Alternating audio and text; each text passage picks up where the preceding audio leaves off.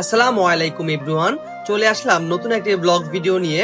আমি এই ভিডিওর মধ্যে আমাদের কালীগঞ্জ থানার উলুখলা গ্রামের একটি সমস্যার চিত্র তুলে ধরলাম। নতুন কালভার্ট বানানো হয়েছে উন্নয়নের কথা বলে, কিন্তু এই উন্নয়ন কি মানুষের সুবিধা দিচ্ছে নাকি কষ্ট বাড়াচ্ছে? চায়না প্রজেক্টের এই কালভার্ট নাকি আধুনিক, কিন্তু ফুটপাত নেই, ড্রেনেজ নেই, আর বৃষ্টি হলে পুরো রাস্তাটাই হয়ে যায় খাল।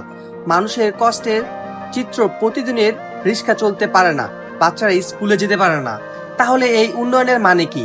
এই কালভার্টের ডিজাইন ভুল, নাকি পরিকল্পনার অভাব, নাকি মানুষকে না ভেবেই প্রজেক্ট চালানো হয়েছে?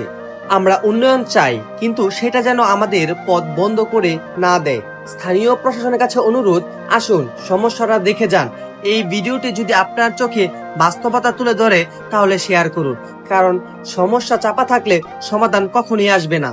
এই ছবিটা শুধু একটা রাস্তার নয়, এটা হাজারো মানুষের প্রতিদিনের ভোগান্তির প্রতিচ্ছবি। একটু বৃষ্টি হলেই এমন অবস্থা হয়ে যায়।